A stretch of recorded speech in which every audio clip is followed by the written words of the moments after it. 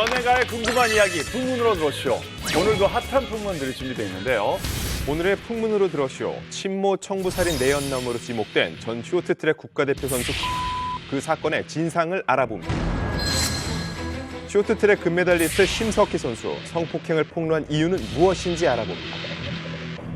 전 세계가 인정한 피겨 여왕 김연아, 씨름 선수에서 국민 엔트로 거듭난 강호동, 농구 선수에서 예능 거인으로 성장한 서장훈까지 체육계에 나온 스타도 만나봅니다.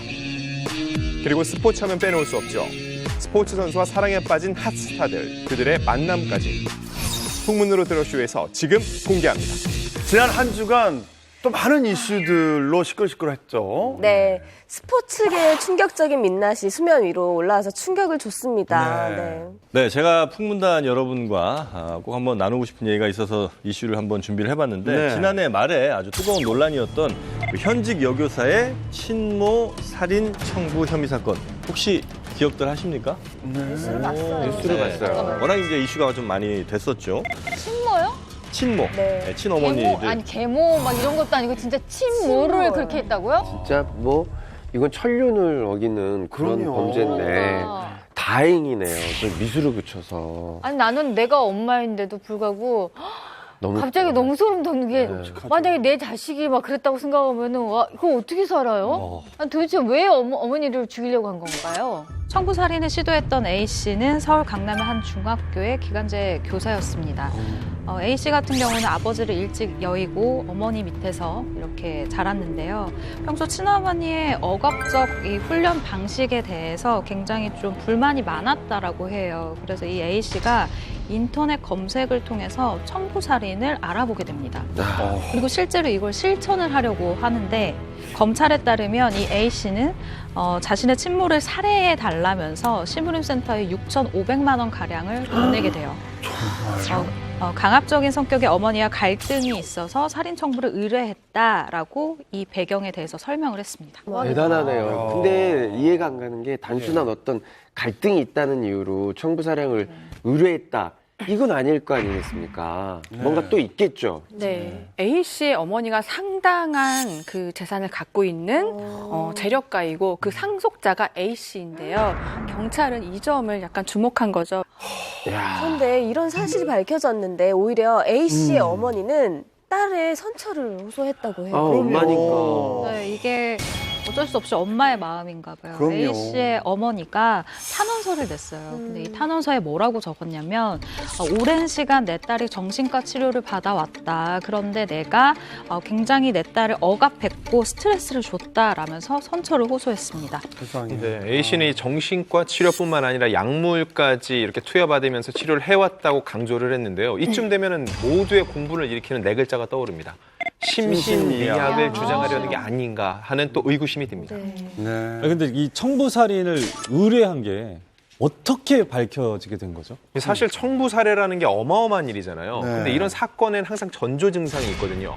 남편이 볼 때 아내가 자꾸 누군가와 무언가를 주고받는다는 느낌을 받은 거죠. 그래서 아내의 이메일을 열어봤는데 그 이메일 중에 그 심부름센터 업자들과 주고받은 내용을 확인을 한 겁니다. 그래서 너무나 공포감에 질린 남편이 경찰에 신고를 한 거죠. 정말 이메일로 청부 살인을 이걸 주고받을 수 있다라는 게 진짜 놀랍습니다. 근데 청부 살인의 또 다른 이유가 숨어 있을 것 같은데.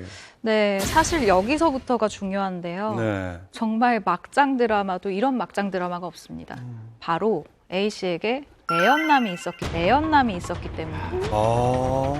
아니 교사라는 사람이 친모를 살해 교사를 의뢰하고 내연남도 있고 진짜 아니 아이들을 교육해야 되는 교사이가 도덕적으로 너무 네, 당시 이 보도가 알려지자마자 정말 김가영 씨처럼 이런 분노를 산 사람들이 정말 많았어요. 그럼요. 대중도 똑같은 마음이었는데요. A 씨가 내연남과 함께 살 아파트를 이제 알아보다가 계약 시점이 다가온 거죠. 그래서 또 말하면 너무 시급했던 거예요. 그래서 살인 청부를 한 게 아니냐는 추측도 나오고 있습니다. 이게 무슨 영화의 내용이 아니라 이게 실제 이 사건이라는 게 더 놀라운 것 같아요. 네. 근데 이 사건과 관련이 뭐 직접적으로 있는 건 아니겠습니다만 이 사건에 언급이 된 그러니까 앞서 이야기됐던 그 내연남이라고 하는 네. 그 사람이 바로 김동성 씨다. 라는 주장이 나왔기 때문입니다. 그래서 이제 이 김동성 씨가 혹시 이 사건과 어떤 뭐 연루의 포인트가 있는지 이런 것들도 한번 종합적으로 살펴볼 필요가 있는 것이죠. 지금 하나 씨 같은 경우는 굉장히 놀랐네요. 너무 충격적이죠. 예. 김동성 씨면 그 우리가 아는 그 네, 되게 유명한 그쵸. 그분 아니세요? 올림픽 네. 금메달리스트.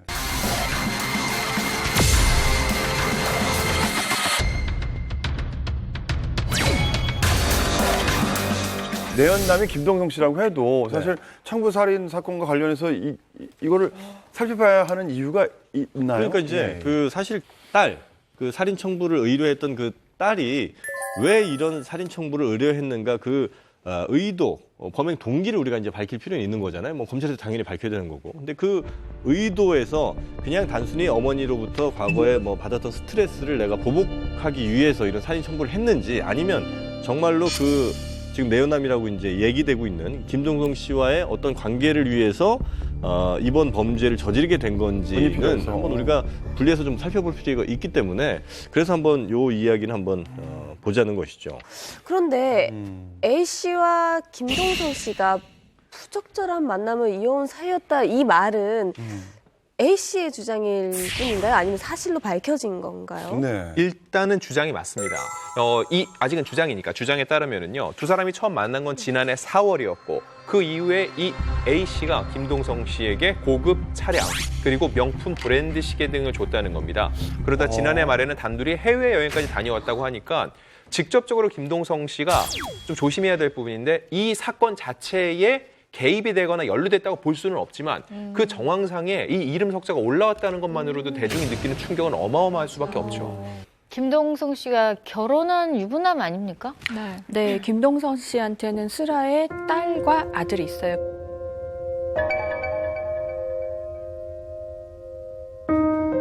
아니 아이들도 분명히 유부남, 유부녀의 개념을 알 거란 말이에요. 근데 어떻게 유부남이 유부녀하고 단둘이 해외 여행을 가냐고요. 그건 저는 정말 말이 안 된다고 생각하거든요. 뭐 김동성 씨도 굉장히 억울했는지 바로 이제 해명을 합니다. 네. 만남을 가졌던 건 아니에요.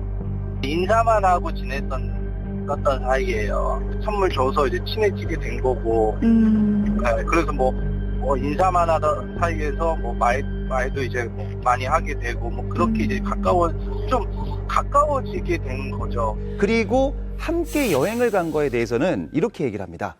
친구와 충분히 여행을 갈 수 있는 것 아니냐라고 이야기를 합니다.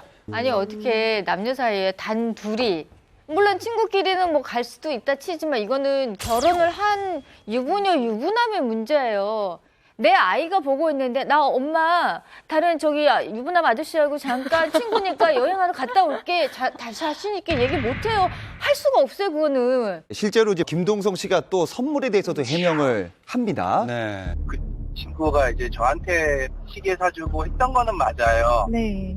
그치만은 그게 이제 팬으로서 저한테 처음에 시계를 사줬어요. 그래서 돈이 어디서 났냐고 이런 걸 네가 어떻게 사냐고 했는데 자기가 중학교 때부터 팬이었고 자기한테는 미인이었다 그러면서 이 정도쯤은 충분히 해줄 수 있어요라고 얘기를 해서 선물은 팬심으로 받았고 여행은 친구로 갔고. 와. 들을수록 정말 쉽게 이해가 되지 그러니까요. 않는 예. 해명인데 설마 선물을 김동성 씨가 직접 요구한 건 설마 아니겠죠? 네, 일단은 직접 요구한 건 아니라고 합니다. A 씨가 뭐가 갖고 싶냐고 계속 물어봐서 차는 이게 좋다. 그리고 시계는 이게 좋다. 뭐 이런 식으로 답변을 했다고 합니다. 그건 사달라는 거죠. 이게 뭐야? 네. 골랐다고는 확언할 수 없고요. 그냥 뭐 이렇게 취향 정도를 얘기했다 이런 답변이었겠죠. 나는 그렇죠. 이런 차를 좋아하는 그래. 취향이야. 나는 이런 시계를 좋아하는 취향이야. 그렇죠. 라고 힌트를. 그럼 A 씨가 이제 취향을 저격한 거네요. 맞습니다. 중요한 건요. 근데 또 거꾸로 뭐 김동성 씨 입장에서는 억울한 부분이 있을 수도 있죠. 그러니까요. 그냥 자기는 뭐 좋은 감정으로 새로 만난 여자가 있는데 그 상대 여자가 뭐 이거 저거 이렇게 약간 오바해서 하는 것들이 있잖아요. 좋으면 그럴 수 있잖아요. 그런 와중에 그냥 유명인이라고 해서 이렇게 얹혀서 지금 막 사람들한테 욕을 먹는 것도 사실은 그 정확한 내용을 빨리 알아야 되는 것이 억울한 부분이 좀 있을 수도 있어요. 본인 입장에서는. 근데 이제 검찰 수사에서는 이런 측면이 있죠. 그러니까 내가 예를 들어서 돈이 필요해서 범죄를 저질렀는데 근데 그 돈이 필요한 이유가 누군가에게 반드시 갚아야 될 돈인지 아니면 내가 짜장면을 먹고 싶어서 그랬는지 뭐 이런 것들은 뭐 하나의 동기는 될 수 있지만 이것 때문에 내가 그러면 짜장면 먹고 싶어서 범죄를 저질렀으니까 그 짜장면집을 조사할 수는 없는 거잖아요. 그러니 아마 이 검찰에서는 그 범죄 행위에 대해서만 수사를 하니까 뭐 김동성 씨 부부는 물론 그 돈으로 뭐 이 여성분의 이 돈으로 뭘 사줬을지 모르나 그것이 직접적인 범행 동기와는 이제 좀 관련이 없다 이렇게 아마 판단한 것 같습니다. 그럼 뭐 앞으로 재판이 진행이 되면은 만약에 그게 이제 대두가 된다면 김동성 씨가 증인으로 출두할 수도 있는 예를 들어 상황이 이럴 올 수는 수도 있죠. 있겠네요. 김동성 씨가 만약에 이건 뭐 팩트는 아니고 이제 만약에를 말씀드리는 건데 김동성 씨가 당장 지금 돈이 좀 필요하다라고 이제 구체적으로 요구를 했거나 아니면 그 여성에게 뭐 이런 방법도 있지 않냐라면서 이 관련된 뭐 무슨 아이디어를 줬거나 이렇게 된다면 이건 뭐 나중에 재판 과정에서 굉장히 큰 일이 이제 될 수 있는데 현재까지 그럴 만한 정황은 아직은 없어 보인다는 거죠. 그렇군요. 예. 세계적으로 유명한 쇼트트랙 선수였던 김동성 씨가 유독 구설수가 참 많았던 걸로 기억을 하거든요. 네. 네, 진짜 참 안타까운데 빙상계에서 일단 김동성이라고 하면 대부분 전설이다. 이제는 그게 그냥 전 세계적으로 그냥 다 그렇게 돼버렸잖아요. 네. 그 정도로 정말 전설인 사람이에요. 그런데 그분이 일단 2004년도에 서울대 음대 출신 오 씨와 결혼을 하게 됩니다. 이때까지만 해도 정말 많은 축하를 받았죠. 하지만 그 이후 굉장히 많은 불륜설과 이혼설에 휩싸이게 되는데요. 2012년도에는 한 매체에서 김동성이 이혼 조정 중이다라는 이런 발표를 했어요. 그랬더니 김동성 씨가 이에 대해서 난 너무 억울하다. 절대로 그렇지 않다라는 입장을 밝히기도 했었죠. 자, 그런데 2015년도에 이제 김동성 씨가 실제로 이혼 소송 중이라는 사실이 공개가 됩니다. 당시 이제 김동성 씨가 이제 S본부 이제 연예 프로에 나와서 인터뷰를 했는데 이렇게 얘기를 해요. 성격 차이가 있었고 그동안 쌓인 게 터진 것 같다라면서 이혼서에 대해서 얘기를 합니다. 김동성 씨의 이혼 소식이 보도가 되고 나서 과거 오 씨가 방송에서 했었던 이야기가 다시 화제가 됐습니다. 근데 그 내용이 진짜 제 입장에서 이해가 안 되는 내용인데 결혼 날짜가 나온 후 오빠가 클럽에서 부킹하는 모습을 봤다라고 친구에게 연락이 왔다. 그런데 그 시점이 결혼 일주일 전이었다라는 아주 충격적인 이야기를 방송에서 하기도 했어요. 여기서 끝이 아닙니다. 네. 오 씨는요, 이 결혼식 바로 전날 김동성 씨가 차에서 여자와 내려서 영화관에 들어간 걸 봤다라는 이 지인의 연락을 받았다고 합니다. 이날 오 씨가 김동성 씨에게 만나자고 했는데 약속이 있다라고 했던 날이거든요, 이날이. 이게 근데 결혼식 전날에 만약에 다른 여자와 영화관 가는 거를 봤다는 얘기를 제가 만약에 들었다면 전 결혼 못해요. 그럼요. 야. 왜냐하면 처음에 새는 바가지는 끝까지 셉니다. 사실 협의 이혼이 아니라 소송을 한 거면 뭔가 문제가 있었다라는 얘기 아닙니까? 대부분이 그렇죠. 협의를 못했을 때 이제 소송을 하는데요. 근데 이것 관련해서 이렇다 할 얘기들이 많이 나오지 않았거든요. 아무래도 개인사기 때문에 김동성 씨가 직접 얘기하지 않으면은 이게 밖으로 나오기가 많지 않습니다. 그런데 이 소송 중이라는 게 알려진 한 달 후에 돌연 김동성 씨가 갑작스럽게 이혼 소송을 철회했다고 또다시 밝혔습니다. 그 이혼 소송을 처리했다는 게 뭐 사주를 뵙겠습니다. 뭐 이런 건가요? 아니요, 그거는 이제 진행 과정에서 있는 일이고요. 아예 끝난 거죠. 재판부에 관여가 있었다기보다는요, 두 주변에서 워낙 조언들이 많고 또 아이들이 있으니까 아이를 생각해서 계속 부부 관계를 유지하는 게 좋겠다라는 이 조언을 받아들인 건데요. 김동성 씨가 당시에 변호사한테 취하 과정을 다 맡기고 싱가포르로 가족 여행을 떠난 걸 보면은요, 정말 그 당시에는 잘 두 사람 관계가 마무리되는 것으로 보였습니다. 그러면은 그 뒤에는 잘 살았나요? 정말 잘 살았으면 좋았을 텐데 2017년 3월에 이 행복이 와장창 깨지는 순간이 발생을 합니다. 바로 아주 엄청난 스캔들이었어요. 이 최순실 씨의 조카 장시호 씨와 김동성 씨의 열애 동거 스캔들이 터집니다. 이것도 진짜 좀 내용이 드라마틱한데요. 일단 최순실 일가의 국정농단으로 대한민국이 들썩들썩했잖아요. 그 상황에서 김동성 씨가 최순실 일가로부터 강릉시청 감독 자리를 제안받았으나 거절했다고 해서 이때만 해도 대중들이 김동성 씨를 굉장히 응원했습니다. 근데 한국동계스포츠-영재센터 후원 강요 혐의로 장시호 씨가 기소된 상황에서 전 스피드스케이팅 국가대표였죠. 이규혁 선수가 전혀 다른 얘기를 했습니다. 네. 어떤 얘기였냐면요.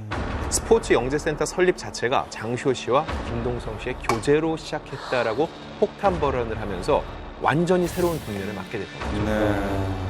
네, 이규혁 선수가 두 사람 사이에 못을 박아버린 것이죠. 네, 구체적인 시기도 언급을 했는데요. 2015년 3, 4월께 두 사람의 관계가 좋을 때 스포츠 영재센터 설립 계획을 짰다라고 말했습니다.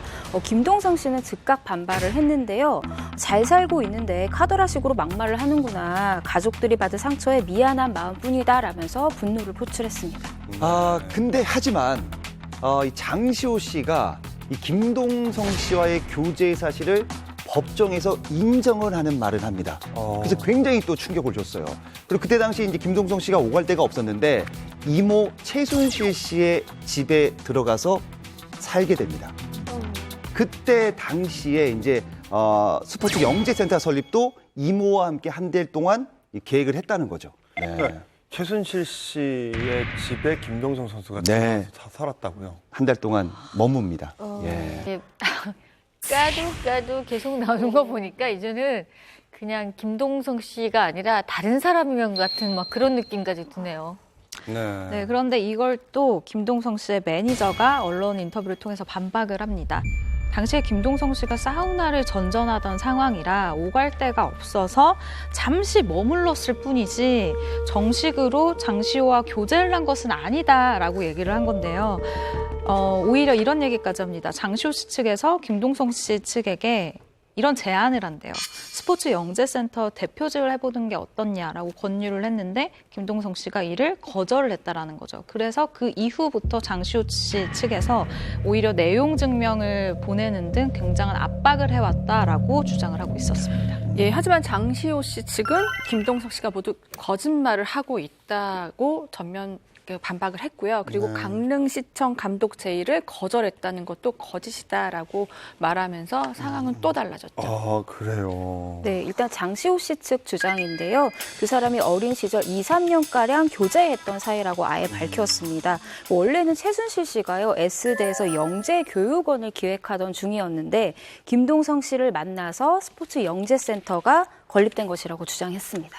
김동성 씨는 결국 한국공개스포츠영재센터 비리 재판의 증인으로 출석을 하게 되는데요. 정말 많은 사람들이 그의 입에 주목을 했어요. 근데 이렇게 이야기를 합니다. 그 자리에서 99년 대학 시절 장시호 씨와 교제한 사실은 인정을 했었거든요. 그러니까 대학생 때 사귄 것은 맞다라고 얘기를 한 거죠.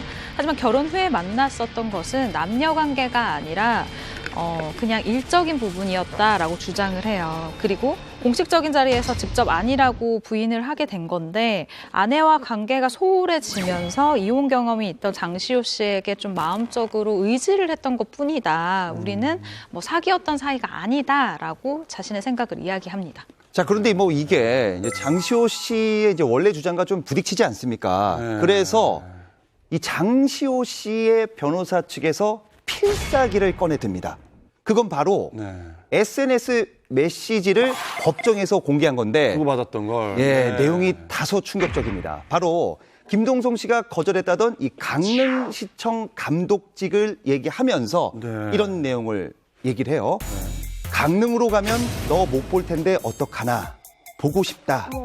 넌 내 거라고 내 측근들한테 말해야지라는 굉장히 다정한 내용의 이 메시지를 공개를 하는 거죠. 네, 역시 김동성 씨는 이 모든 것을 강하게 부인했는데요. 언론 보도로 인해 이미 자기의 이미지는 모두 추락했다라는 것이죠. 또 아내와 다시 잘 살고 있는데 안 좋은 소문들 때문에 가족에게 상처를 줘서 마음이 아프다. 계속 비슷한 말을 많이 반복을 하셨죠. 심경 고백을 하셨습니다. 뭔가 끝나지 않은 어떤 대하 드라마를 보는 느낌이에요. 이게 워낙 너무나 이렇게 해명을 많이 하시니까 계속 아니라고만. 그러니까 이제는 빙상의 신보다는 이제 해명의 신으로 불리는 게 어떤지. 근데 아내랑 결혼부터 이혼할 때까지 14년이거든요. 14년 동안 정말 조용한 날이 없네요. 이 일련의 사건들을 보면은요. 김동성 씨가 사실 법적인 잘못을 한 건 없어요. 그러니까요. 네. 그리고 우리한테 직접적으로 해를 끼친 적도 없습니다. 그런데 20년 전으로 시계를 돌려서 김동성 씨가 금메달을 땄다고 해도 저희한테 쌀한톨 오지 않습니다. 하지만 우리는 응원을 하고 오노한테 메달을 뺏겼을 때 김동성 씨를 지지하고 그 사람한테 계속 응원을 보냈잖아요. 근데 마찬가지 심정으로 지금 김동성 씨가 이런 일에 계속 이렇게 연루가 되는 게요. 대중 입장에서 보면 굉장히 안타깝고 영웅의 추락을 보는 것 같거든요. 그런 점에 있어서 김동성 씨가 책임은 통감하셔야 될 것 같아요. 네. 국민 영웅이었던 만큼 이렇게 사생활에 관해서 저희가 어쩔 수 없이 그 얘기가 나올 수밖에 없는 것 같습니다. 어찌됐건 그 큰 상처를 입었을 가족들이 좀 안타까운데요. 모쪼록 하루빨리 사건이 잘 정리됐으면 좋겠습니다. 앞서 소식도 좀 충격적이었지만 네. 저는 이 기사를 접하고 더 충격적이었어요. 네. 빙상계에 충격적인 사건이 벌어졌습니다. 그러니까요. 쇼트트랙 국가대표인 심석희 선수의 안타까운 사건이 있었죠. 그러니까요. 평창 동계올림픽을 한 달 앞두고 쇼트트랙 국가대표 심석희 선수가 코치에게 맞았다고 호소했었죠. 경찰이 쇼트트랙 심석희 선수 폭행 사건에 대한 수사에 본격 착수했습니다.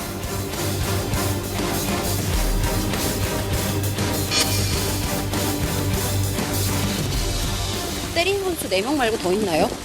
죄송합니다. 명부 제명된 거 억울하세요?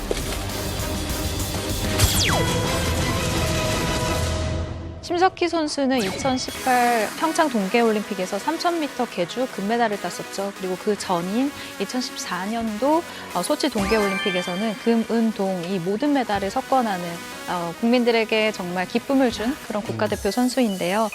2018년 평창 동계올림픽 준비가 한창이던 시기에 코치에게 폭행을 당하고 또 선수촌을 이탈했다가 복귀를 한 것이 논란이 된 적이 있었습니다.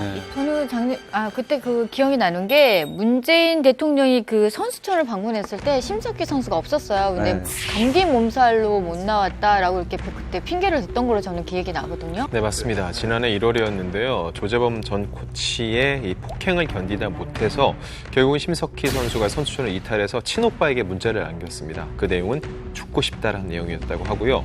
사실 선수들이요. 대한민국 선수들뿐만 아니라 전 세계 모든 선수들이 올림픽 하나 보고 달려오는 경우가 많거든요. 한 달 남았습니다. 그 한 달을 앞두고 스스로 제 발로 그것을 이렇게 걸어 나올 수밖에 없었다는 건요. 얼마나 죽고 싶을 만큼 고통이 심했는지를 알 수 있는 대목이죠. 심석희 선수의 부친이 당시 이제 조재범 코치에게 가서 딸의 행방을 물어봤는데 이 조재범 코치는 법대로 하라며 큰 소리를 냈다고 해요. 그리고 그는 태연하게 지인들과 술을 먹었다고 탄원서를 통해 주장을 했습니다. 조재범 코치의 폭행은 초등학교 1학년 때부터 시작이 됐다고 해요. 심지어 초등학교 4학년 때는 아이스하키채로 얻어 맞았다. 두들겨 맞아서 결국 손가락 뼈가 부러지기도 했었다라고 얘기를 초등학교 하고 4학년 때요? 네, 그렇게 얘기를 하기도 하고요. 중학생 이후에는 라커룸에 끌고 가 밀실에서 때렸다라고 합니다. 근데 이 모든 게 10대 때 이뤄졌다라는 사실이 너무 충격적이에요. 정말 충격적이에요. 네, 먼저 조재범 전 코치는요. 2011년부터 심 선수를 포함해서요. 선수 4명을 상습 폭행한 혐의로 징역 10월에 실형을 선고하고 법정 구속이 됐습니다. 상습 폭행한 거 인정하십니까? 무리를 일으켜 죄송합니다. 꼭 말씀드리고 싶은 건요. 이 사건을 저희가 언급할 때도 심석희 선수 판문이 아니라 조재범 코치 판문이라는 거 꼭 말씀드리고 싶습니다. 네, 그렇게 해야죠. 예. 무엇보다 충격이 더 컸던 거는 심석희 선수가 대표적인 쇼트트랙 간판 스타였지 않습니까? 처음 출전한 시니어 1차 월드컵에서 3관왕을 달성했고요. 2014년이죠. 소치 동계올림픽을 앞둔 국가대표 선발전에서는 압도적인 기량으로 1위를 기록해서 대표팀 승선에 가뿐히 올랐습니다. 그때 고등학생 때였죠. 네. 심석희 선수가 1997년생이에요. 2012년 15살 때 국가대표에 들어갔고 2014년 소치 동계올림픽 때에서 올림픽에서 금메달 그리고 은메달, 동메달 3개 메달을 땁니다. 정말 대견했고 많은 분들이 응원해 어린 나이에 17살에. 예. 네. 이후 살짝 성적이 부진했는데 고향인 강릉에서 다시 우뚝 섭니다. 그래서 2018년 평창 동계올림픽 쇼트트랙 여자 3000m 계주에서 금메달을 목에 걸어서 소치에 이어서 2회 연속 계주 금메달을 목에 건 대단한 선수로 거듭났죠. 그렇습니다. 네. 심석희 선수가 간판 스타가 되기까지의 그 뒷이야기를 살짝 해보자면요. 네. 유년 시절에 스케이트를 탔던 오빠를 따라서 이제 빙상장을 왔다 갔다 하게 됐는데 이 빙상장을 왔다 갔다 하다 보니 그 안에 매점이 그렇게 좋았대요. 사실 훈련을 막 하고 나서 중간에 쉬는 시간 10분 정도를 주는데 그때 애들끼리 막 달려 들어가서 핫바를 아주 따뜻한 핫바를 먹거나 어묵 국물, 어묵을 먹거나 아니면은 뭐 코코아를 마시거든요. 근데 그게 되게 재밌고 맛있고 희한하게 참 기억이 많이 남아요. 쇼트트랙 선수셨잖아요, 초등학교 때까지. 네, 실제로 저희 여동생도 제가 그렇게 하고 매점에서 막 먹는 걸 보고 나도 할래라고 해서 저희 여동생도 이제 피겨를 잠시 했었어요. 아, 그래요? 네, 그렇게 하루 이틀 다니다 보니 빙상장이 놀이터가 되고 이제 굉장히 익숙한 공간이 됐고 그렇게 자연스럽게 쇼트트랙에 그러니까 스케이트에 발을 들이게 됐다라고 이야기를 합니다. 네, 그리고 심석희 선수 뒤에는 가족들의 헌신이 있었어요. 딸에게 재능이 있다고 이렇게 딱 판단을 한 아빠는요. 딸의 뒷바라지를 위해 20년 동안 다니던 회사를 그만둡니다. 그리고 무연거인 서울행을 결정했는데요. 정말 가족들 얘기를 하면 이번 사건이 더 안타까워지는 것 같아요. 심 선수의 가정 형편은 일단 넉넉하지가 않았어요. 아버지가 찜질방을 전전하면서 딸의 훈련을 쫓아다녔고요. 실제로 남성복 판매나 중고차 매매까지 하시면서 딸을 뒷바라지 하셨습니다. 심 선수를 쇼트트랙 세계로 이끌었던 오빠도 지원과 응원을 아끼지 않았는데요. 경기를 보신 분들은 아실 거예요. 심석희 선수가 신고 있던 그 녹색 스케이트. 네. 그게 이게 200만 원이 넘는 선수용 고가의 제품인데 이 스케이트화를 오빠가 꼭 선물해주고 싶었던 거죠. 그래서 9개월 동안 배달이나 파트타임 병원 등을 하면서 모은 돈으로 사준 그 스케이트를 신고 심석희 선수가 전 세계를 누볐던 겁니다. 10살도 안 된 이 아이에게 온 가족이 뭐 좀 표현이 그렇습니다. 몰빵을 해갖고 총력 지원을 하는 거 아니에요. 14, 15 됐는데 그렇게 코치한테 두드려 맞으면서도 나 그만두고 싶은데 그만둔다고 할 수가 없는 상황이 되는 거예요. 심지어 그렇게 해서 더 큰 무슨 폭력을 당하더라도 이거를 내가 당연히 누구에게 얘기하고 이걸 당장 끊어내야 되는데 맞네. 우리 아빠는 20년 다니던 직장 그만두고 서울까지 올라서 나 뒷바라지 이런 스토리들은 이제는 더 이상 우리가 미화해서도 안 되고. 그래서 제가 얘기하고 싶은 건요. 그렇게 눈을 감아준 시스템을 뭐라 할 일이지. 지금 사실 가장 힘든 건 심석희 선수고 그 옆에 있는 가족도 못지않게 힘든데 너희가 그때 너무 얘만 바라보고서는 하니까 얘가 힘들어도 힘들다 말도 못했어라는 식으로 가족들에게 책임을 전가하는 식은 안 된다는 거죠. 더 충격적인 거는요. 심석희 선수가 겨우 고등학교 2학년인 2014년 여름부터 4년 동안 성폭행이 이어졌다라는 것이죠. 더 놀라운 건 지난해입니다. 2018 평창 올림픽 개막 2달 전까지도 성폭행이 있었다고 합니다. 그리고 이제 더더더 충격인 게 바로 이제 성폭행을 당했던 장소인데 이 장소가 바로 태릉 선수촌 그리고 진천 선수촌 그리고 한체대 빙상장 지도자 라커룸에서 수차례에 걸쳐 일어났는데 제가 이제 강의를 다니다 보면 성폭행 피해자들이 이 범행 장소에 가면은 정말 심한 사람은 숨이 안 쉬어지고 몸에 두드러기가 나는 사람이 있거든요. 선수들이 매일 훈련하는 곳에서 이 범죄를 저질렀다. 이 트라우마가 어마어마할 겁니다, 정말로. 네. 심 선수는 신체적, 정신적 이 피해가 너무 막대한 상황입니다. 이렇게 얘기를 하는데 과거 조 코치에게 당했던 이 폭력이 너무 심해서 그러니까 트라우마로 남은 거죠. 아직까지도 악몽을 꾸고 있다라고 이야기를 해요. 너무 마음이 아프네요. 네. 그러니까 저는 딸을 둔 엄마 입장이잖아요. 이거는 있을 수도 없는 얘기고 갑자기 내 주변에서 일어날 수 있는 현실이 될까 봐 너무 말도 안 된다는 생각밖에 안 드는 거예요. 믿을 수가 없는 사건인 것 같아요. 네. 심석희 선수와 그 조재범 코치의 인연이 꽤 길다고 들었는데 그 처음 만난 게 언제인가요? 심석희 선수는 조재범이 발탁한 이 선수라는 게 굉장히 유명한 일화고요. 7살 때 오빠를 따라서 스케이트장을 갔잖아요, 심석희 선수가. 근데 이것을 조재범 코치가 한눈에 알아봤어요. 이때가 심석희 선수의 그 나이가 초등학교 1학년이었다고. 예. 시작을 조재범 코치가. 예. 이 스타를 발굴한 첫 제자가 바로 심석희 선수예요. 그러니까 14년간 가르친 은사이기에 이 성폭력 사실은 정말 큰 충격인 거죠. 사실 이제 운동선수 같은 경우는 가족과 지내는 시간이 집에 들어가서 씻고 잠깐 얼굴 보고 잠자는 시간 외에는 거의 없다고 보시면 될 것 같아요. 뭐 합숙하는 경우에는 잠깐 집에 가는 시간 외에는 거의 코치, 뭐 감독 이렇게 팀 선수들하고 같이 보내는 시간이 많다 보니까 부모님들은 코치님에게 자식을 맡기잖아요. 나 대신 우리 아이를 열심히 돌봐준다고 생각하면은 뭔들 안 해주고 싶겠어요. 그 코치님한테 믿고 그렇게 맡겼는데 이런 일을 저질렀다는 것 자체는 정말 있을 수가 없는 일이고 용서가 안 돼요.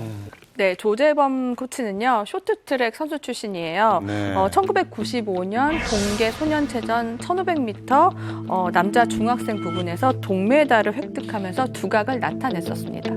네, 이후 한체대에 진학을 하는데요. 졸업 후에는 강릉시청에 입단해서 선수 생활을 이어갔습니다. 또 은퇴 후에는요, 지도자 생활을 전향을 했고요.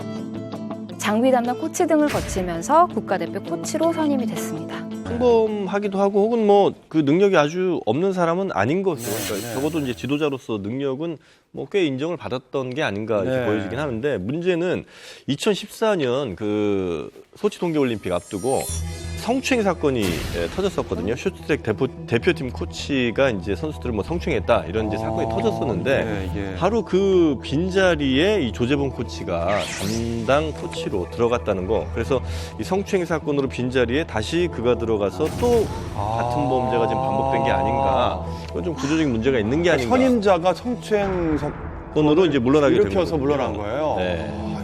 이게 고질적이군요. 어떻게 보면. 그래서 이 부분이 이제 이번 사건을 통해서 안타까움을 넘어서 좀 절망을 느끼는 부분인데요. 사건은 일어났고 이 시점에 어찌 보면은 최선이라 할 수 있는 거는 조재범이라는 사람 개인의 일탈, 이런 문제 있는 사람이 있었기 때문에 발생한 사건이다. 이 정도였으면 좀 나았을지 모르겠는데 그게 아니라 전임에 이어서 후임이 또다시 이런 일에 연루돼서 혐의이긴 하지만요. 지금 좀 더 조사를 해봐야겠지만은 이게 결과적으로 볼 때는 시스템적인 문제, 고질적인 문제가 증명된 것이 아니냐라는 그런 한간의 주장도 나오고 있습니다. 문제가 대두되고 나서 수사를 하고 있잖아요. 어떻게 진행되고 있나요?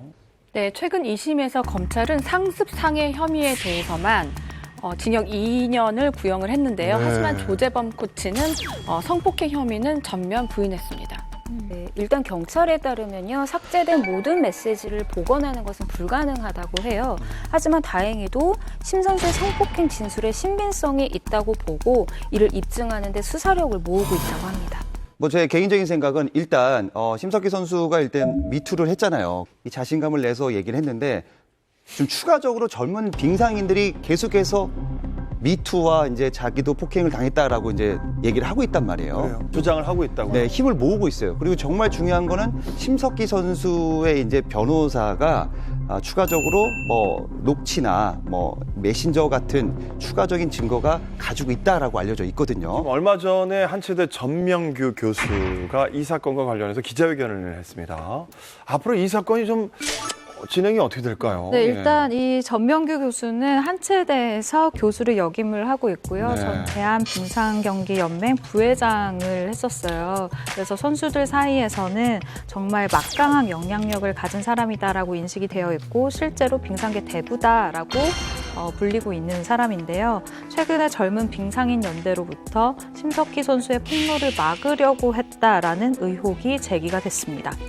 네, 특히 조재범 코치의 폭행 혐의를 무마하기 위해서요, 피해자를 회유하고 압박하라고 지시했다는 주장도 나오면서 거센 비난을 받았습니다. 논란이 커지자 21일 기자회견을 열고 본인의 입장을 밝히기도 했습니다. 빙상 문제로 국민들에게 아픔을 준 데 대해 고개 숙여 용서를 구합니다.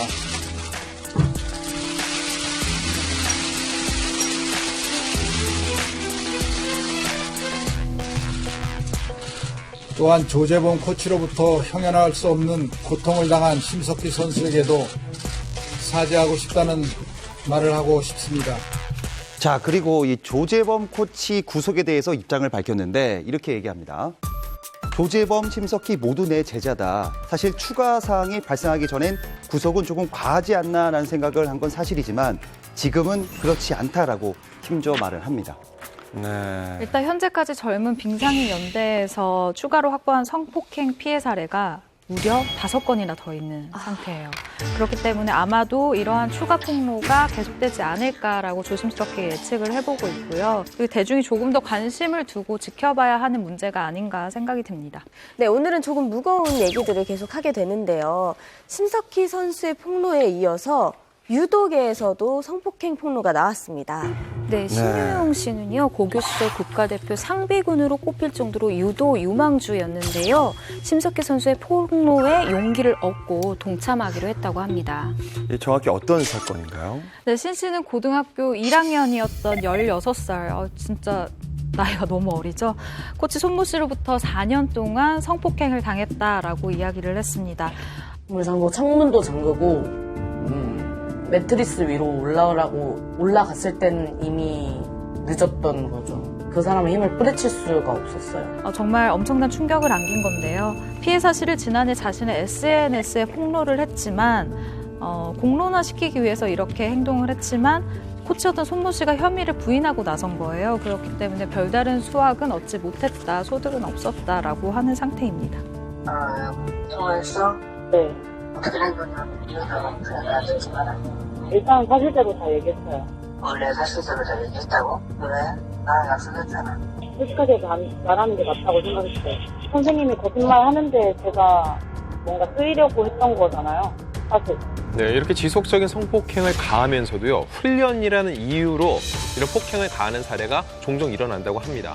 이 성폭행 영향으로 또 참가한 대회에서 성적이 미진하자 신 씨에게 충격적인 발언과 행동도 서슴지 않았다고 알려졌습니다.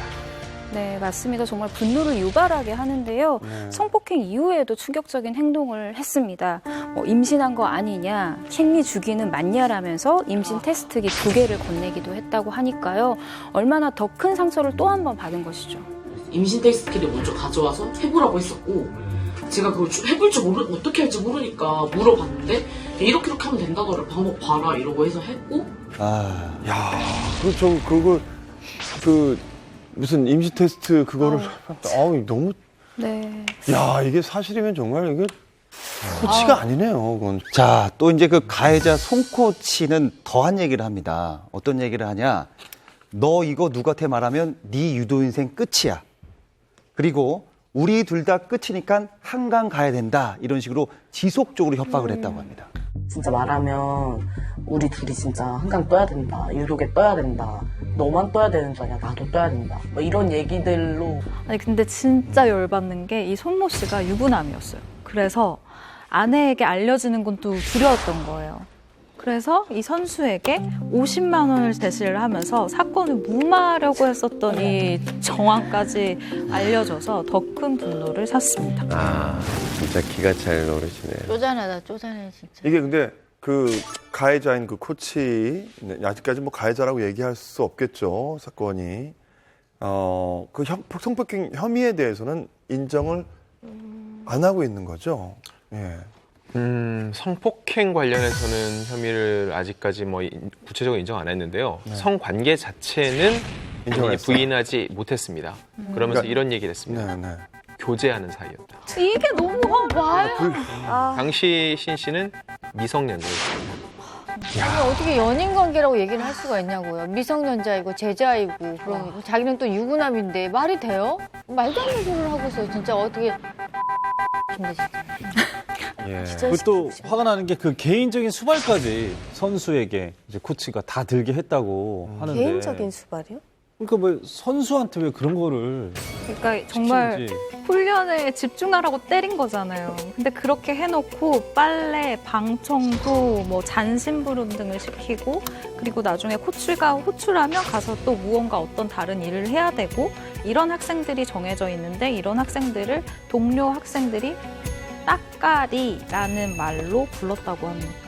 이런 과정 속에서 성폭행이 이루어진 게 아닌가 생각이 듭니다. 일단 고등학교 1학년 여름 전지훈련 때 일단 숙박업소를 숙소로 썼는데 이때 코치를 깨우러 갔는데 입맞춤을 시도했다라고 얘기를 하고요. 그리고 그때 이후로 너는 내 방을 청소하라, 와라 이렇게 얘기를 했는데 방에 갔을 때 이때 성폭행이 일어났다고 주장을 합니다. 네. 아니 나는 방에 오란다고 가는 게 이왕이면은 그런 상황이 있으면 좀 느낌이 좀 있잖아요. 그럴 땐 좀 친구끼리 좀 같이 갔으면 어린 좋겠어요. 학생이고 선수끼리 아니 그러니까 입맞춤을 시도했잖아요. 그럼 혹시 모르니까 다른 친구라도 같이 갔으면 얼마나 좋았어요. 이게 사실 이게 처음에 부를 때는 몰라서 갔을 수도 있어요. 근데 입맞춤을 한다거나 이런 스킨십이 계속 됐었고 어쨌든 성폭력을 4년 동안 당했다고 했잖아요. 근데 이렇게 지속되는 과정에는 아마 이 손목 코치가 불렀을 때 분명히 알았을 거예요. 아, 이것은 그 나쁜 신호다. 근데도 불구하고 내 선수 생명줄을 잡고 있다라고 자꾸만 협박을 하니까 코치의 말을 거역하기가 힘든 그런 아주 폭력적인 구조가 된 거죠. 혐의를 입증하려면 증언들도 필요할 텐데 혹시 도움을 좀 받은 게 있나요? 일단 가장 믿을 만한 두 사람에게 피해 사실을 알리고 증언을 부탁을 했는데요. 그 중에 한 명은 출석을 하기 전날 연락 두절이 됐고 뭐 유독의 인연들을 이야기하시고 아무래도 유독에 있는 운동 현직 선수다 보니까 거절한 게 아닌가 싶습니다. 신 씨 같은 경우도 안 참고 이거를 시도를 했어요. 하지만 결과적으로는 아무도 자기의 손을 잡아주지 않았다는 거죠. 신유용 씨는 과거 총망을 받았던 유도 선수라고 해요. 네. 어떤 선수였나요? 신 씨 같은 경우는 어렸을 적에 유도에 굉장히 재능을 보였대요. 그래서 유도가 특화된 명문학교로 스카웃이 된 정말 전도 유망한 학생이었다라고 할 수 있습니다. 그곳에서 2학년 때 손목 코치를 처음 만났다라고 하거든요. 신 씨 같은 경우에는 이 고등학생 때도 성적이 참 좋았었던 게 장학금을 받으면서 학교를 다닐 정도로 실력이 우수한 학생이었다. 네, 2012년 이 전국체전 52kg 이하 이제 출전을 하는데 이때 고등부 대회에서 동메달을 획득을 합니다. 나름 뭐 성적이 괜찮았어요. 근데 그 해에 부상 때문에 결국 은퇴를 선언하게 된 거죠. 사실 당시의 부상이 그렇게 심각한 정도는 아니었다고 해요. 운동선수로 복귀를 하려면 얼마든지 할 수 있었지만 결국 이 손목 코치가 문제였던 거죠. 다시 그 안에 들어가서 이런 성폭행을 다시 당하고 싶지 않았던 거죠. 더 이상 운동할 수 없는 상황에 이르러서 은퇴를 하게 결심하게 됩니다. 유도계를 이미 저는 약간 그만둔 상태, 운동을 그만둔 상태이기 때문에 그랬습니다. 그 정도의 위력을 가진 사람이에요. 그러면 이제 은퇴한 상황에서 폭로를 하게 된 건데 이렇게 어렵게 또 얼굴까지 이렇게 공개하면서 뒤늦게 이렇게까지 한 이유가 또 있을까요? 사실 얼굴을 공개하기까지 얼마나 많은 용기가 필요했겠어요. 그런데 그걸 감수하면서까지 체육계 피해자들에게 용기를 주고 싶었다고 합니다. 아주 힘든 결정을 한 것에 대해서 정말 박수를 보내주고 싶습니다. 제가 알기로는 원래 이제 작년 11월에 이 신유용 씨가 11월에 폭로를 해요. 반응도 없었고 특히 유도계에서 너 이미지 훼손시키지 말고 그만둬라라고 오히려 화를 내요. 근데 심석희 선수 이후로 여론이 좀 바뀌었잖아요. 이때 다시 이제 얼굴을 공개하고 폭로를 했는데 오히려 이제는 유도계에서 이 여론 눈치를 보더니 그 코치를 영구 제명 조치를 합니다. 네, 현재 손 코치는요, 이번 성폭행 사건과 별개로 또 다른 내연녀가 있다라는 사실이 알려지면서 아내와 파경을 맞이한 것으로 알려졌습니다. 자, 사실 이 스포츠계에 이런 문제를 두고 터질 게 터졌다 이런 얘기를 하더라고요.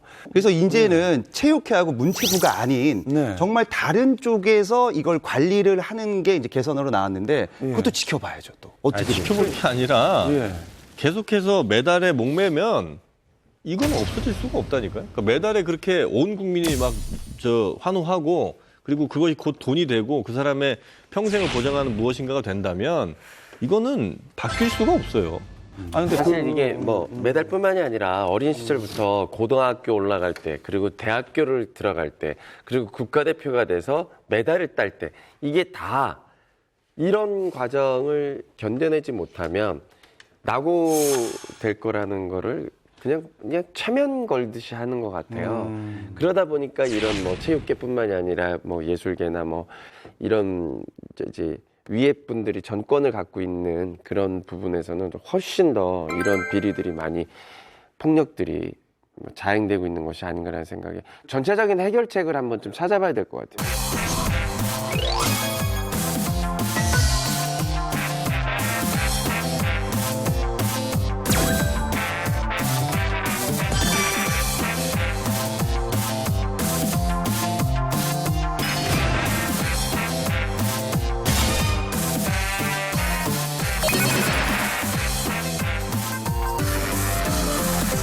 자, 이제 분위기를 좀 바꿔볼까 합니다. 네. 스포츠 하면 또 스포츠 선수 출신의 연예인들을 빼놓을 수가 없잖아요. 그렇죠. 대표적인 스포츠 선수 하면 누가 있을까요? 대한민국 빙상계의 슈퍼스타죠. 바로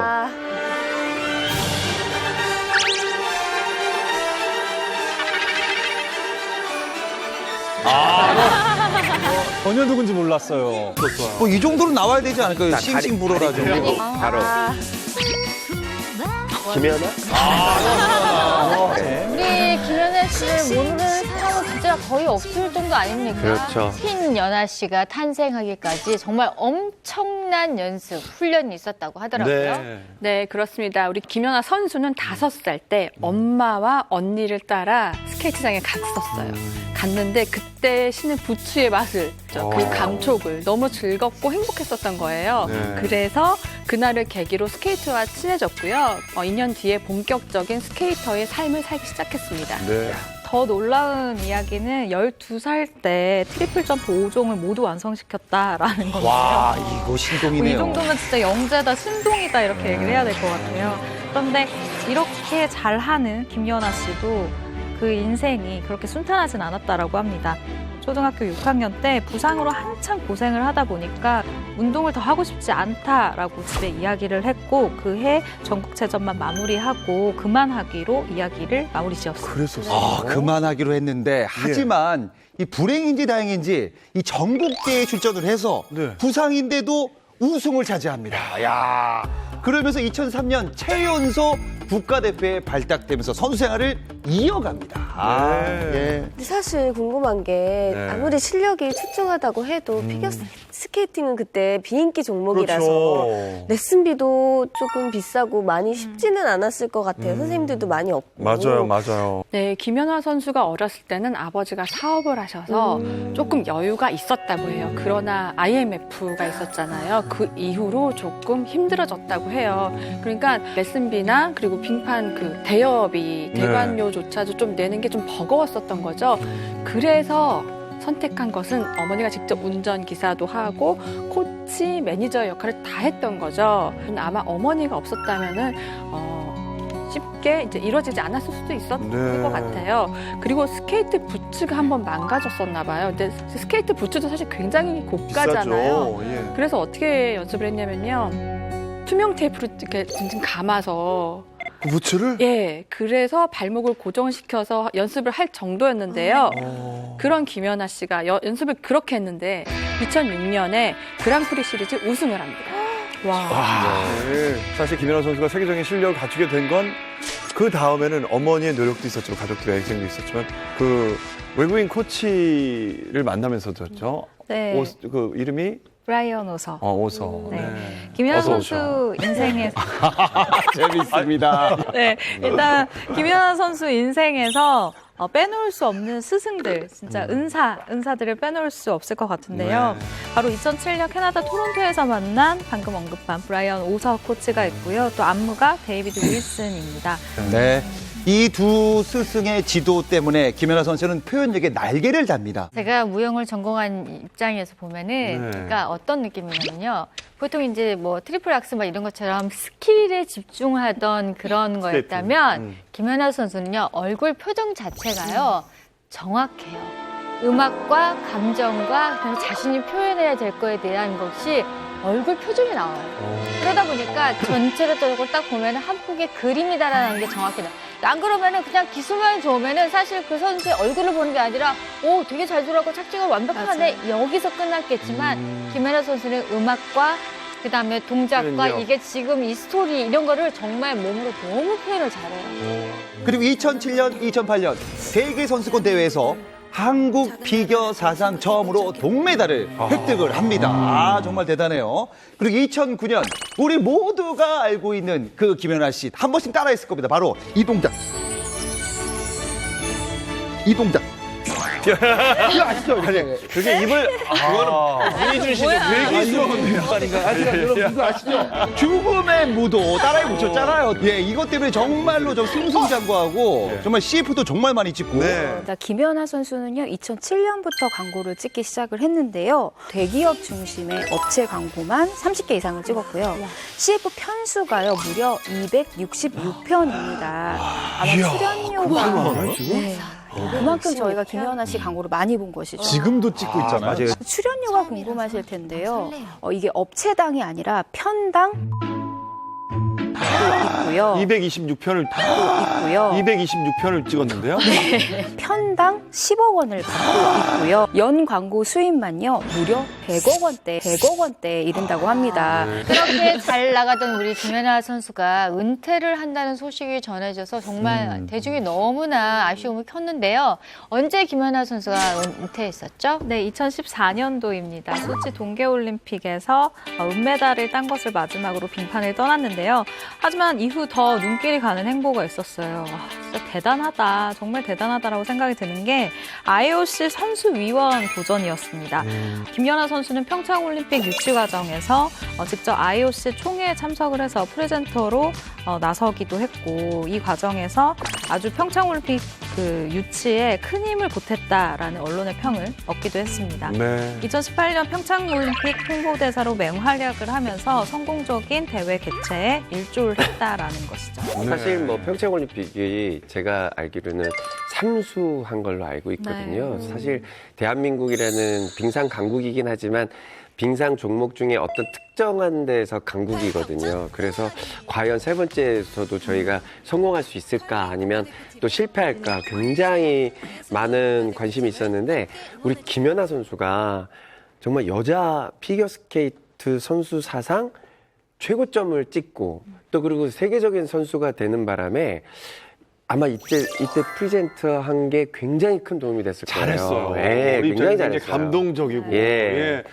그래서일까요? 김연아 선수에게 대중이 열광하는 이유들이 참 많죠. 참 많죠. 예. 많은데 일단 하나는 그게 있는 것 같아요. 이 피겨스케이트는 다른 종목들과 좀 달리 이 선진국의 스포츠라고 생각을 좀 하는 것 같아요, 사람들이. 근데 이 선진국들끼리 다루는 겨루는 이 세계에서 김연아 선수가 우승했다는 거는 마치 BTS가 미국 빌보드 차트에서 2위 한 거랑 약간 좀 비슷한 느낌이 있는 것 같아요. 그래서 그냥 다른 종목에서 우승한 것과 다른 피겨스케이팅에서의 우승이 줬던 국민적인 감동 같은 게 좀 있었던 것 같기도 하고, 그다음에 또 하나는 저는 그렇게 광고가 어마어마하게 몰린 거는 역시 굉장히 매력적인 외모도 좀 큰 역할을 했다고 봐요. 제품을 구매하고 싶게 광고를 나오면 찍었죠. 그 모델의 이미지가 제품의 이미지에 차용이 되는 거거든요. 그럼요. 그러니까 당연히 그럴 수밖에 없는 거 아니겠습니까? 아니, 거꾸로 제가 물어볼게요. 열광 안 할 이유가 있습니까? 맞습니다. 왜냐면은 그가 걸어온 행보 하나하나가요. 일단 피겨스케이트의 불모지였어요. 한국뿐만 아니라 아시아 쪽 전체가 아무래도 서양 입에서 많이 밀렸었는데 그곳에 정말 깃발을 꽂은 인물인데 그걸 장기간 동안 계속 해왔었고요.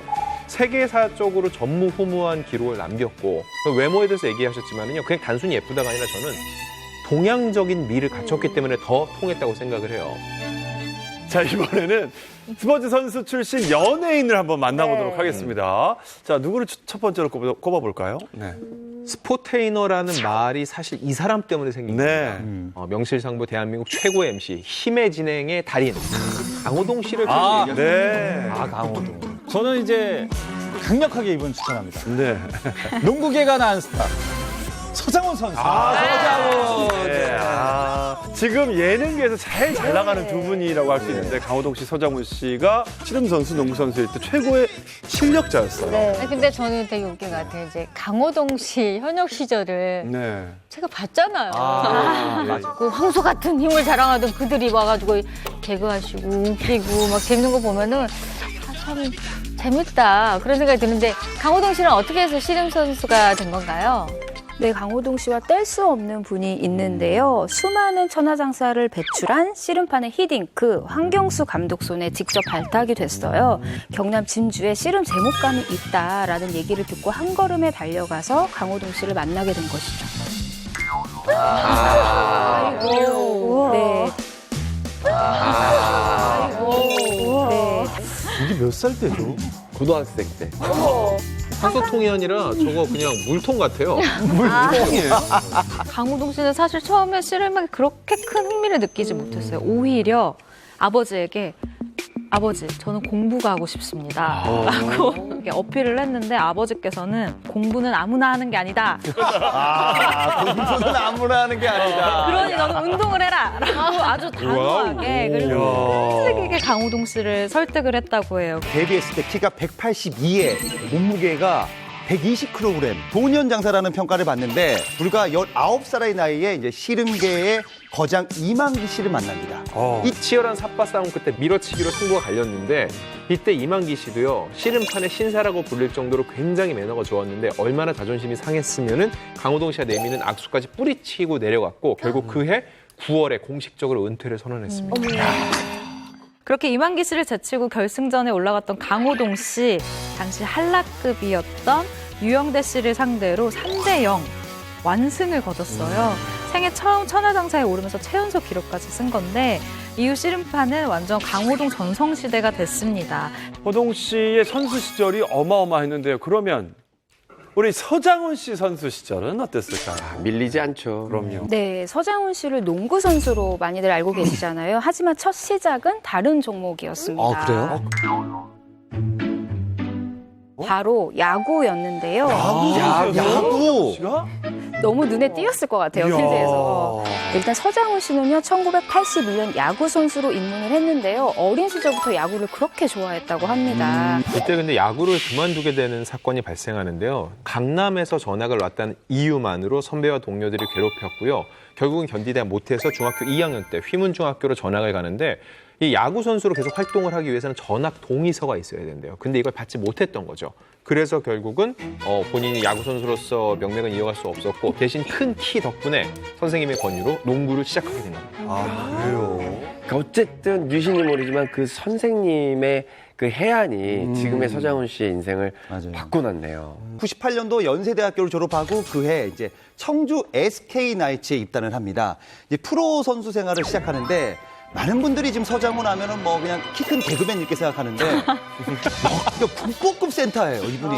어느 정도냐면 KBL 통산 최다 득점 13,231점, 최다 리바운드 5,235개. 한마디로 레전드입니다.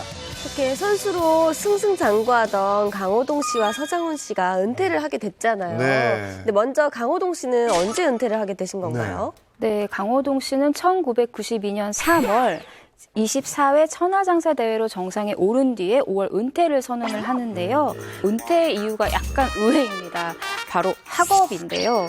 대학 공부를 한 뒤 지도자의 길을 걷겠다라는 게 바로 그 이유였습니다. 3년 정도의 짧은 선수 생활 기간이었지만 그 시절에 강호동 씨는 진짜 연예인 강호동 못지않게 정말 대단했다고 합니다. 어떻게 연예계에 데뷔하게 됐나요? 네, 강호동 씨는 1990년이죠. 그 천하장사 타이틀을 거머쥐고 K본부의 그 유명한 토크쇼죠. 잔이윤 쇼에 출연을 하게 됩니다. 맞아요. 이 강호동 씨를 정말 눈여겨본 사람이 있어요. 방송인 그리고 개그맨 이경규 씨인데요. 처음에는 이 제안을 극구 사양했다고 해요. 자기 길이 아니라고 생각을 한 거겠죠. 근데 이경규 씨가 이때 폭탄 발언을 했는데 그 내용인즉 네가 실패하면 나도 방송을 접겠다라고 호언장담을 한 거죠. 강호동 씨는요, 이후에 운명의 유행어 행마로 인기를 끈 이후에요, 본격적으로 MC에 도전하게 되는데요. 이 천하장사 강호동 선배를 얼굴을 제가 발로 친 적이 있습니다. 네, 발로 찼다고요? 찬 적이 있습니다. 이거 쉽지 않죠. 이제 그 엑스맨 할 때 닭싸움하다가 제가 장난치다가 이제 발을 얼굴로 팍 찼어요. 얼굴이 시뻘개졌습니다. 그런데 강호동 선배가 화가 났어요, 지금 일단. 그래서 막 이게 입에서 막 욕이 나오려고 하는데 주변의 반응이 웃고 있으니까 한 번 더 잘해! 이렇게 다 받아주더라고요. 근데 강호동 씨가 결혼하는데 가장 공을 크게 세운 사람이 유재석 씨라고 해요. 그래요? 네, 어떻게 된 거죠?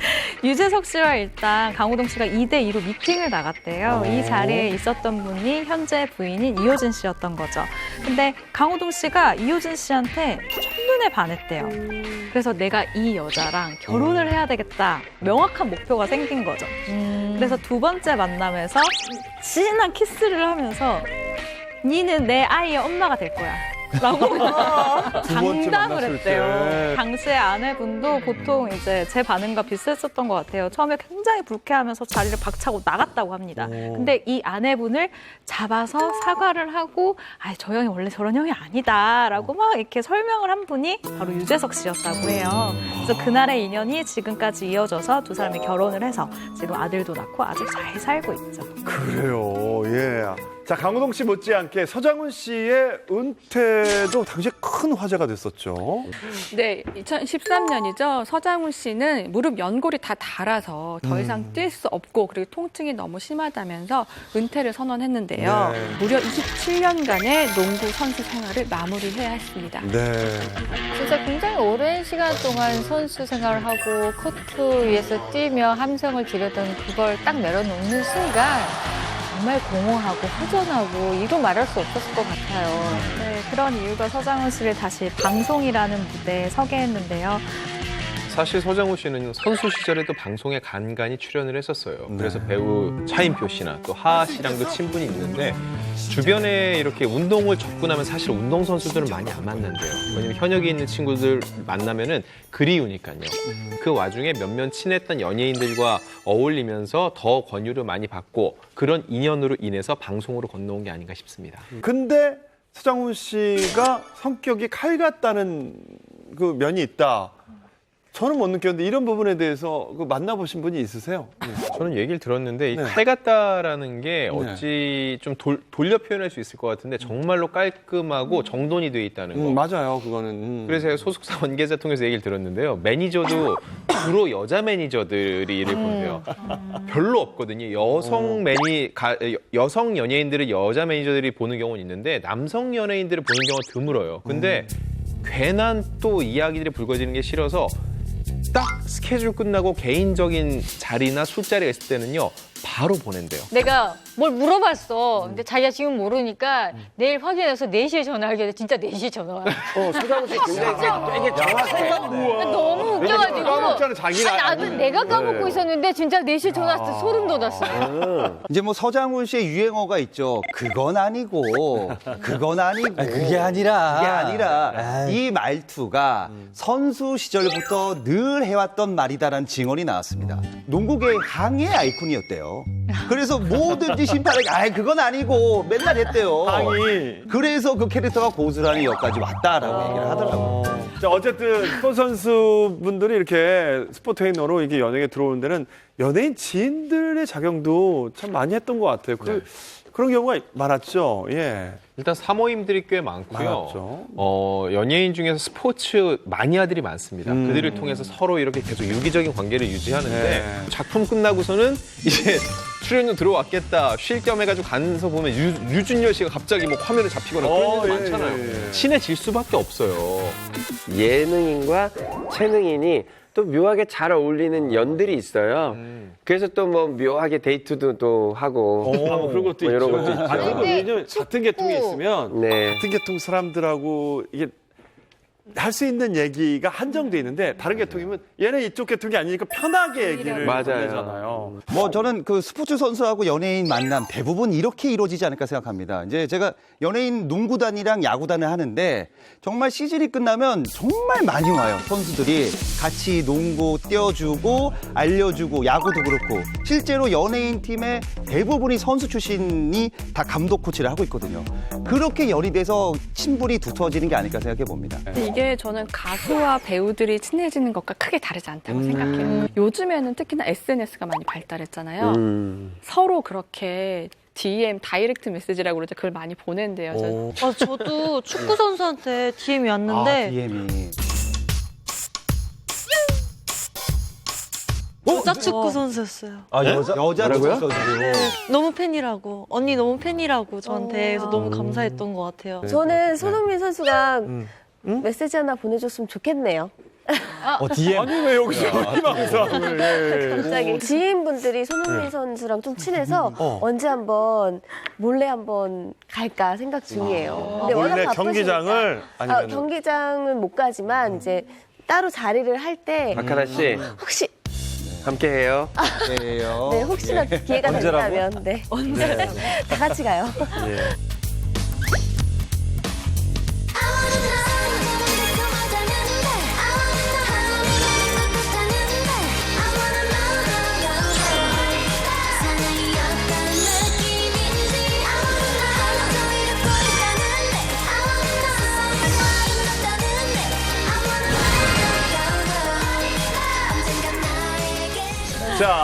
연예인과 스포츠 스타가 부모, 자식, 형제, 자매인 경우도 있지만 연인, 뭐 부부가 되는 경우가 참 많잖아요. 예, 기억에 남는 연예인 부부, 스포츠 선수 부부가 누가 있을까요? 예. 저는 뭐 이충희 씨하고 채란 씨. 너무 좋았어요. 예. 그럼요, 그 당시에는 뭐 대단했죠. 예, 예. 또 빼놓을 수 없는 커플이 김남길 선수랑 김보민 아나운서. 맞아요. 그렇죠. 네. 한때 이 커플 정말 핫했죠. 정말 의외의 조합이었어요. 또 나이 차이도 조금 있으셔서 한혜진, 기성용 선수. 예. 그 사람은 처음에 어떻게 만났나요? 네, 2011년 6월이죠. 베트남 호치민에서 박지성 자선축구 대회가 열렸습니다. 근데 이때 한혜진 씨가 페스티벌 레이드로 초청을 받아서 베트남 호치민에 가게 됐어요. 근데 기성용 씨와 이때 처음 만났다고 해요. 근데 이 인연을 계기로 기성용 씨가 당시에 그 도토리 월드 있잖아요. 그쪽을 통해서 가끔 이제 뭐 방명록 같은 것에다가 이제 뭐 글씨도 쓰고 뭐 안부도 묻고 이렇게 하다가 친한 누나 동생 사이가 됐대요. 근데 그러던 이후 기성용 씨가 한국에 와서 굉장히 이례적으로 힐링 캠프라는 예능을 찍게 됩니다. 근데 이때 이 힐링 캠프 MC 중 한 명이 한혜진 씨였어요. 네. 근데 되게 공개적으로 한혜진 씨를 앞에 두고 내 이상형은 한혜진이다. 공개 프로포즈를 해버린 거예요. 그러니까. 네, 그래서 아마도 이때 이후에 두 사람이 굉장히 좀 사랑의 불꽃이 튀지 않았을까 추측을 할 수가 있죠. 네. 어쨌든 뭐 결혼까지 굉장히 우여곡절이 많았다고 하는데 어떻게 되었나요? 2013년 1월에 드디어 증권가 정보지 일명 찌라시가 뜹니다. 그 내용이 굉장히 상세한 편이었고 두 사람이 열애 중이라는 건데요. 결과적으로는 일단 부인을 했어요. 근데 이 기성용 선수의 이 끌어오르는 이 열정까지는 그렇죠, 막지 못한 것 같아요.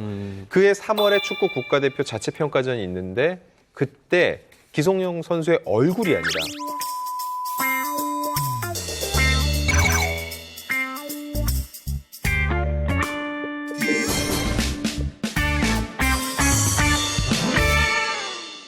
어쨌든 뭐 결혼까지 굉장히 우여곡절이 많았다고 하는데 어떻게 되었나요? 2013년 1월에 드디어 증권가 정보지 일명 찌라시가 뜹니다. 그 내용이 굉장히 상세한 편이었고 두 사람이 열애 중이라는 건데요. 결과적으로는 일단 부인을 했어요. 근데 이 기성용 선수의 이 끌어오르는 이 열정까지는 그렇죠, 막지 못한 것 같아요. 그해 3월에 축구 국가대표 자체 평가전이 있는데 그때 기성용 선수의 얼굴이 아니라 기성용 선수의 축구화가 기사 타이틀로 등장을 해요. 거기에 SY, HJ, 누가 봐도 성용 혜진이죠. 딱 등장했고 결국은 그 3월에 기성용 선수는 SNS를 통해서 그리고 한혜진 씨는 소속사를 통해서 열애 중임을 인정했습니다. 근데 더 놀라운 건요. 이 열애를 발표한 3개월 후에 결혼을 하게 됩니다. 근데 처음에는 결혼 발표를 부인을 했었어요. 약간 부담스러웠던 거죠. 그러다가 다시 맞다고 해명하는 해프닝이 벌어져서 굉장히 정말 말이 많았고 자연스럽게 이렇게 되면 또 따라붙는 게 있잖아요. 혼전 임신설이 또 제기됐었죠. 네, 기성용 선수는 당시 이제 SNS를 통해서 자신의 입장을 밝혔는데 이렇게 밝힙니다. 처음 혜진 씨를 만났을 때부터 결혼을 생각하고 있었다. 보호해주지 못한다는 생각에 너무 미안했다. 많은 사람이 오해하는 임신은 절대 아니다라고 글을 올렸습니다. 한혜진 씨가 굉장히 좀 심리적으로 힘들 때 기성용 씨가 많은 의지가 그리고 옆에서 든든한 힘이 되어준 것 같아요. 한혜진 씨가 부친상 이후에 기성용 씨와 교제를 하게 됐다라고 밝혔는데요.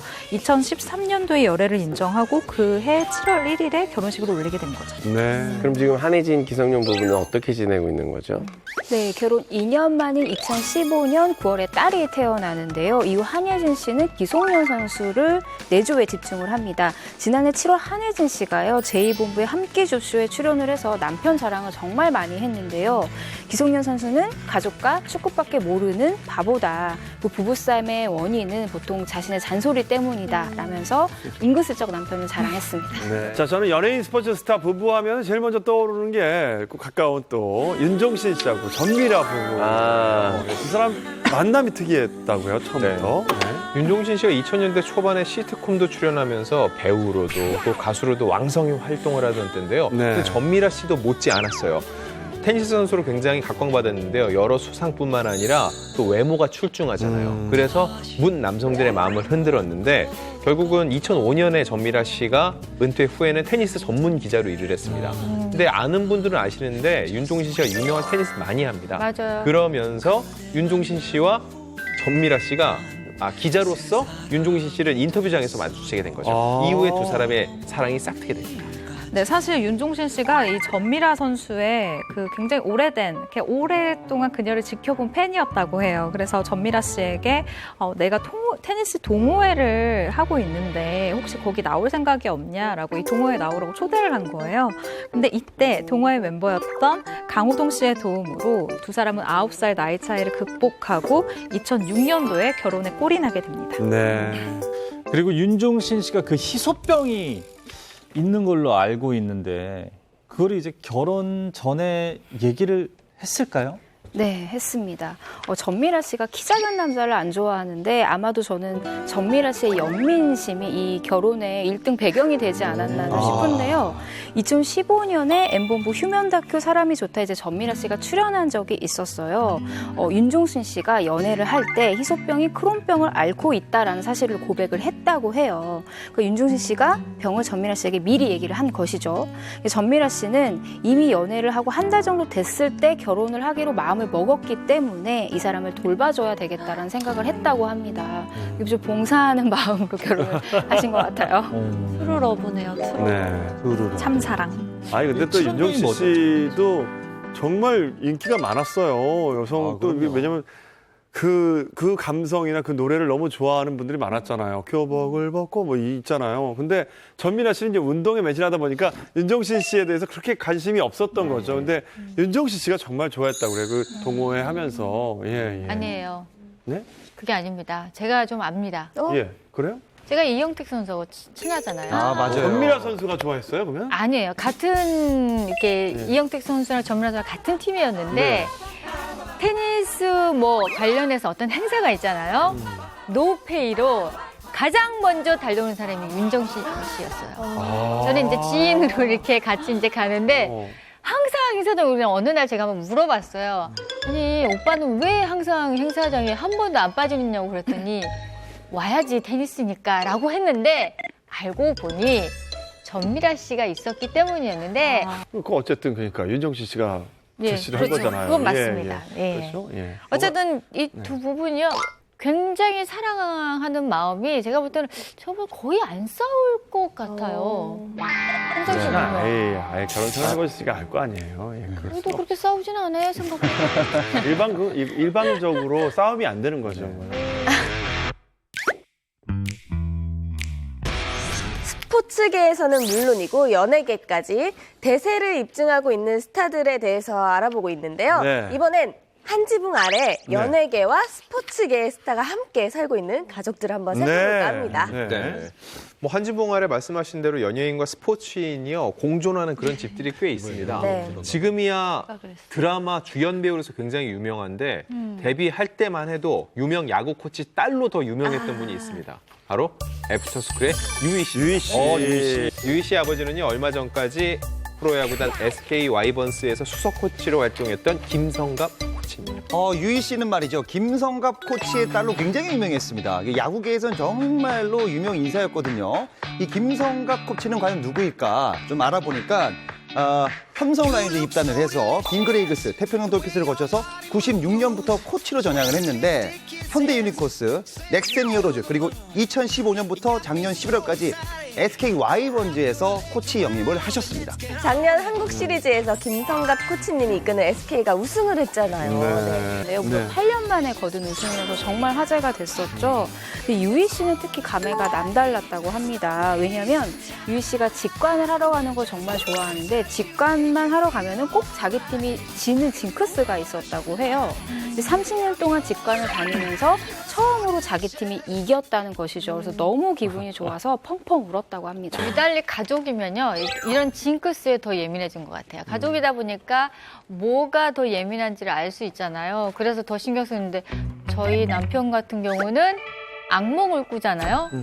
꼭 져요. 그런 게 있잖아요. 그래서 그러니까 너무 악몽 꾸게 결혼 시작도 전에 하지 마요. 결혼 전에 이씨. 네, 오늘 악몽 꾸겠네. 그리고 그러니까 아이돌들 하면 또 시구를 빼놓을 수 없잖아요. 그 유희 씨도 시구를 한 것 같은데 김성갑 코치님의 딸 유희 씨의 시구는 어땠나요? 예전에는 이 시구라고 하면 자극적인 의상 다들 기억나시죠? 어떤 의상을 입고 나올까, 어떤 레깅스를 입고 나올까 하는데 어느 순간부터 개념 시구라는 말이 붙으면서 열심히 이제 이 시구를 위해서 준비한 연예인들에게 되게 환호가 갔었어요. 근데 예전에 유희 씨 인터뷰할 때 물어봤었어요. 왜냐면 아빠의 이제 응원을 하러 가는 거잖아요. 정말 너무 떨리고 이제 내가 그 코치의 딸인 것에 누를 끼치지 않기 위해 정말 열심히 준비를 해서 난 갔다. 그래서 정말 개념식으로 너무 잘해서 그 아버지의 그 딸이라는 얘기가 나왔었습니다. 네, 하지만 선수도 아닌데 언제나 잘할 수는 없잖아요. 김성갑 코치가 이끄는 넥센 히어로즈와 그리고 LG 트윈스의 플레이오프 2차전에 시구자로 마운드에 오르게 됐어요. 근데 이때 유희 씨가 정말 힘찬 와이드업 후에 공을 던졌거든요. 근데 인간미가 넘치는 게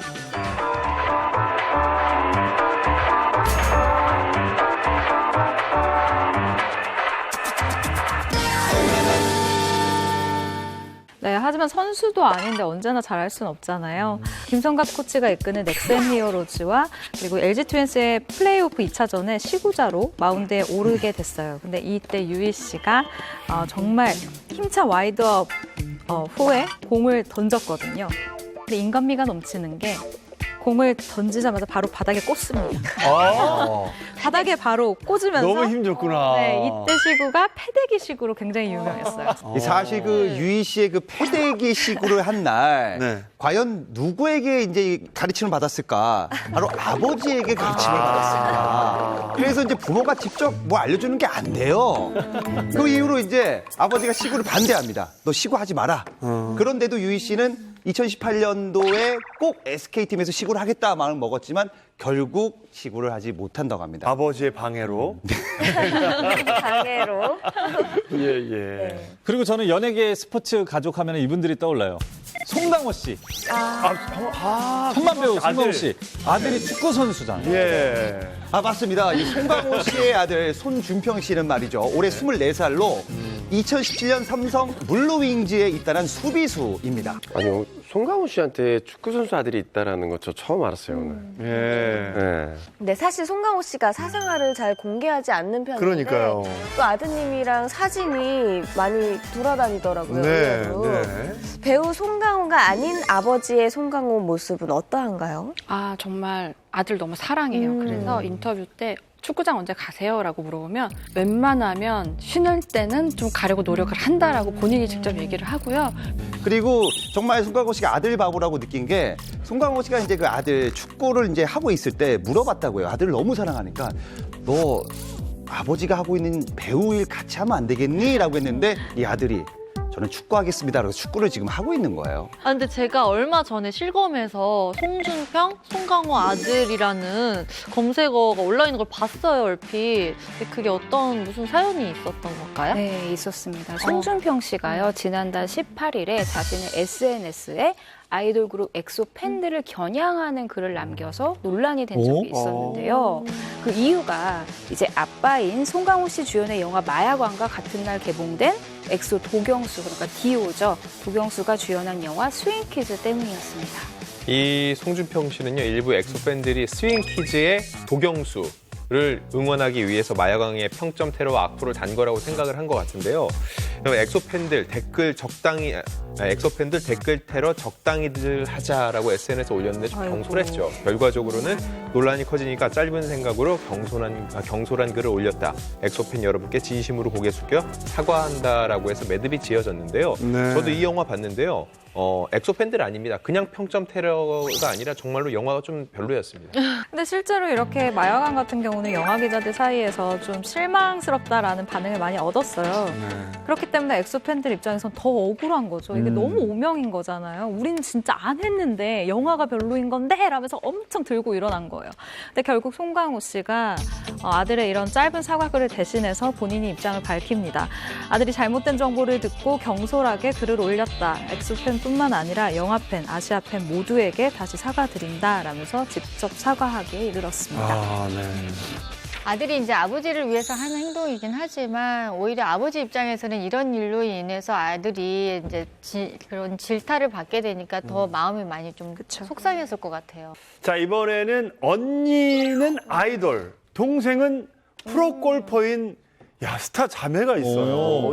이것도 생소하네. 네, 예. 바로 에이핑크의 손나은 씨 그리고 동생 손세은 씨입니다. 와, 네. 진짜 돌림이에요. 네, 손세은 씨 같은 경우는 이제 초등학교 때부터 골프를 시작했는데 재작년이었죠. 이 KLPGA 투어 이 준회원으로 이름을 올렸고 이 손세은 씨는 아마추어 시절부터 굉장히 뛰어난 외모와 큰 키로 골프계에 주목을 받고 있었습니다. 손나은 씨가 한 예능 프로그램에서 골퍼 동생을 언급한 게 굉장히 화제가 됐어요. 네. 실시간 검색어에 오르면서 정말 대체 누구야라고 화제가 됐는데요.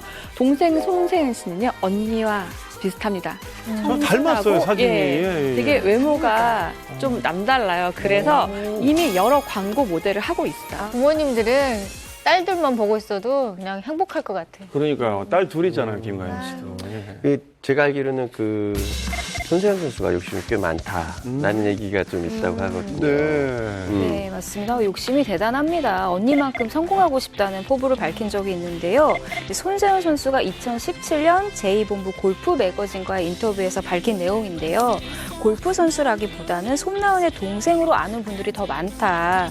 그래서 부담감이 있다라면서 손나은의 동생 손세은이 아니라 골프 선수 손세은으로 불리고 싶다라고 얘기를 했고요. 그리고 손세은의 언니 손나은으로 기억하게 할 정도로 성공하겠다라는 포부를 밝힌 적이 있습니다. 네. 오늘은 스포츠계를 둘러싼 논란과 스포츠 스타들에 대한 얘기를 나눠봤는데요. 네, 무엇보다도 유망했던 선수들의 성폭행 폭로가 이어져서 네. 참 안타깝고 충격적이었습니다. 네, 다음 주에는 조금 더 밝은 소식 전해드리길 바라면서 풍문으로 들었죠. 여기서 마치겠습니다. 여러분, 감사합니다. 감사합니다.